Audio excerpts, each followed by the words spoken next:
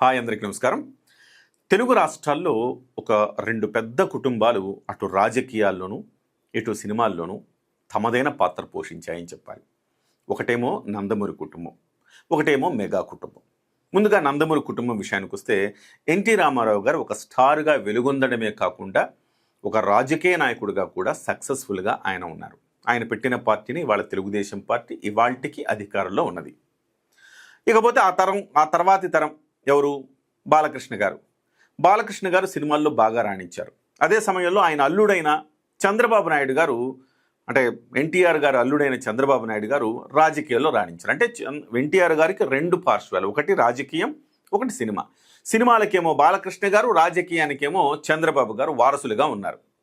ఆ నెక్స్ట్ తరంలో ఇవాళ నారా బ్రాహ్మణి గారు, అంటే బాలకృష్ణ గారు కుమార్తెనే లోకేష్ గారికి ఇచ్చారు, చంద్రబాబు నాయుడు గారు కుమారుడు. సో ఇవాళ చంద్రబాబు నాయుడు గారు కుమారుడైన నారా లోకేష్ గారు ఒక డైనమిక్ లీడర్గా తనను తాను నిరూపించుకున్నారు ఆల్రెడీ. సో ఇవాళ ఒక చదువుకున్న ఒక నాయకుడు, ఒక నేత ఈ రాష్ట్రాన్ని పరిపాలిస్తే ఎలా ఉంటుందో నారా లోకేష్ గారు కళ్ళకు కట్టినట్టు చూపిస్తున్నారు. ఇకపోతే బ్రాహ్మణి గారు బిజినెస్లో అద్భుతంగా రాణిస్తున్నారు. వైపు ఇవాళ మెగా కుటుంబం చూస్తే కనుక మెగా కుటుంబంలో చిరంజీవి గారు ఒక స్టార్గా వెలుగొందారు. ఆ తర్వాత రాజకీయాల్లోకి వచ్చారు. రాజకీయాల్లో అనివార్య కారణాల వల్ల అక్కడ ఇద్దరు పెద్ద నాయకులు ఉండడం వల్ల ఆయనకి స్పేస్ దొరకలేదు. రాజకీయాల్లో అనుకోకుండా ఆయన అనుకున్నంత సక్సెస్ కాలేదు. అయితే సినిమాల్లో మాత్రం అద్భుతంగా సక్సెస్ అది వారసత్వంగా కొనసాగుతూనే ఉంది. ఒకవైపు తమ్ముడు పవన్ కళ్యాణ్ గారు సూపర్ స్టార్ అయ్యారు. ఆ తర్వాత కొడుకు రామ్ చరణ్ గారు గ్లోబల్ స్టార్ అయ్యారు. అట్ ద సేమ్ టైం అన్నయ్య ఎక్కడైతే వదిలేశాడో అక్కడి నుంచి పీఆర్పీకి మరో రూపంలో జనసేన పార్టీని తీసుకొచ్చి ఇవాళ జనానికి మళ్ళీ చేరువ చేసి అన్నయ్య ఎక్కడైతే ఆగిపోయాడో ఆ ప్రయాణాన్ని మళ్ళీ ఈయన తమ్ముడు కొనసాగించి ఇవాళ పోరాడి నిలబడి గెలిచి డిప్యూటీ సీఎం అయ్యారు. సో ఆయనకై నిరూపించుకున్నారు. 2 కుటుంబాలు రాజకీయాల్లో సక్సెస్ అయినాయి, సినిమాల్లో సక్సెస్ అయినాయి. At the same time next తరం వాళ్ళ ఇంటికి 2 కోడళ్ళు వచ్చారు. ఆ 2 కోడళ్ళు ఏంటి? ఇటువైపు నారా వారి కుటుంబంలోకి వచ్చారు బ్రాహ్మణి గారు, ఇటువైపు మెగా కుటుంబంలోకి వచ్చారు ఉపాసన గారు. కోడళ్ళుగా ఎంట్రీ అయ్యారు. కానీ వాళ్ళ పుట్టినింటికి ఎంత గౌరవం తెచ్చారో అంతకు మించిన గౌరవం మెట్టినింటికి తెస్తా ఉన్నారు. That is greatness. తాజాగా నారా బ్రాహ్మణి గారికి ఇవాళ ఒక గొప్ప స్థానం లభించింది. ఫార్చ్యూన్ ఇండియా అత్యంత ప్రభావశీలురైన మహిళల జాబితా 100 మంది జాబితా తయారు చేస్తే ఆ 100 మందిలో నారా బ్రాహ్మణి గారికి చోటు దక్కటం అనేది విశేషం. ఒక పారిశ్రామికవేత్తగా నెక్స్ట్ లెవెల్కి హెరిటేజ్ని తీసుకెళ్లారు. మహిళల్ని ప్రభావితం చేస్తున్నారు, యువతని ప్రభావితం చేస్తున్నారు, ఇన్స్పైర్ చేస్తూ ఉన్నారు అనేది ఆమెకి ఇవాళ, అందుకే ఆమెకి అత్యంత ప్రభావశీలురైన జాబితాలో చేర్చారు. ఎందుకయ్యా ఏంటి అంటే నారా బ్రాహ్మణి గారు ఇందులో ఎగ్జిక్యూటివ్ డైరెక్టర్గా బాధ్యతలు తీసుకున్న తర్వాత హెరిటేజ్లో డిజిటల్ ట్రాన్స్ఫార్మేషన్కు ఆమె ఇంపార్టెన్స్ ఇచ్చారు. అంటే వ్యాపార నిర్వహణలో డిజిటల్ టెక్నాలజీ వినియోగాన్ని పెంచారు. తద్వారా పనులన్నీ కూడా ఈజీ అయినాయి అనమాట. సో కాస్త సరళతరం అయిపోయిందనమాట. డేటా ఆధారిత నిర్ణయాలకు ప్రాధాన్యం ఇచ్చారు. ఇప్పుడు డేటా తెప్పించుకోవటం, అనలిటిక్స్ చూడటం, అనలిటిక్స్ని బట్టి ఏ ప్రొడక్ట్ ఎక్కడ ఎంత పోతోంది దాని ప్రకారం మూవ్స్ తీసుకోవటం, తద్వారా వ్యాపారాల్లో ఈ నిర్వహణ ఈజీ అయిపోయింది, లాభాలు కూడా పెరిగినాయి. రెండోది కార్పొరేట్ గవర్నెన్స్, ప్రొఫెషనల్ మేనేజ్మెంట్. అంతకుముందు అంటే ఒక లోకల్లో పెట్టిన కంపెనీ లాగా ఉండేదాన్ని ఒక కార్పొరేట్ స్టైల్కి తీసుకెళ్ళిపోయి వాళ్ళ హెచ్ఆర్ పాలసీస్ మార్చేసి, సిస్టమ్ మార్చేసి, సో వాళ్ళకి యూనిఫామ్లు కావచ్చు, వాళ్ళ టైమింగ్స్ కావచ్చు, వాళ్ళకి కల్పిస్తున్న సౌకర్యాలు కావచ్చు, సంక్షేమం కావచ్చు, ఇవన్నీ కూడా అద్భుతంగా తయారు చేశారు హెరిటేజ్ కంపెనీని. ఆ విషయంలో కూడా ఆమె సక్సెస్ఫుల్ అయ్యారు.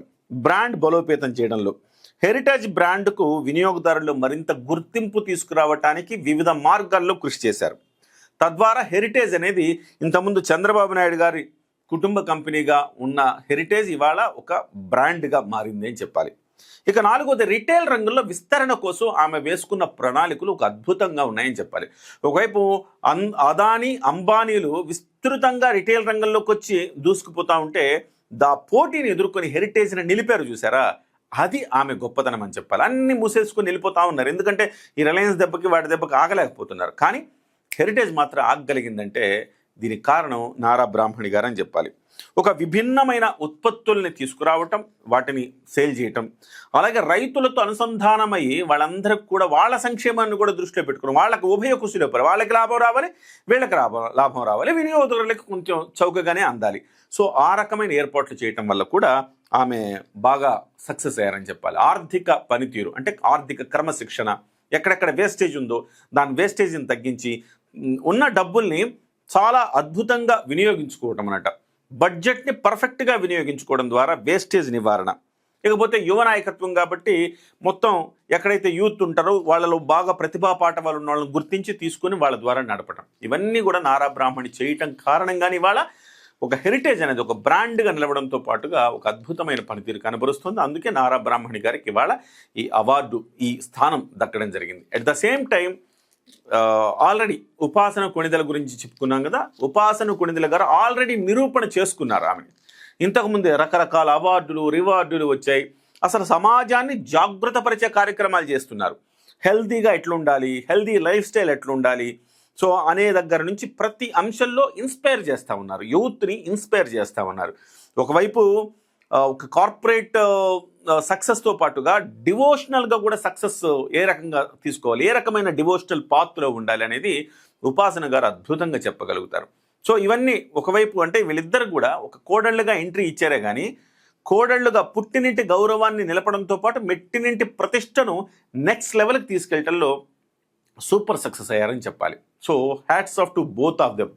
ఎందుకంటే మనకు వచ్చేట ఒకవైపు కొడుకులు గౌరవాన్ని నిలబెడతారు, కోడళ్ళు ఇంట్లో ఉండి బాధ్యతలు చూసుకోవడంతో పాటుగా మళ్ళీ బయట రంగంలో కూడా వీటిల్లో ఇన్స్పైర్ చేయడం, యువతని ఇన్స్పైర్ చేయడం, మహిళలు ఇన్స్పైర్ చేసే ఒక కార్యక్రమాలు చేస్తున్నారు చూసారా, దట్ ఈస్ గ్రేట్నెస్ అని చెప్పాలి. అది బహుశా అటు చంద్రబాబు నాయుడు గారు ఇటు చిరంజీవి గారు అదృష్టం అనాలా, లేకపోతే వాళ్ళు చేసుకున్న పుణ్యం అనాలా, వాళ్లకు అలాంటి కోడళ్ళు రావటం అనేది ఒక యాదృచ్ఛికమైన ఈ తెలుగు సమాజం మనం గర్వపడేలా చేశారు ఇద్దరని చెప్పాలి.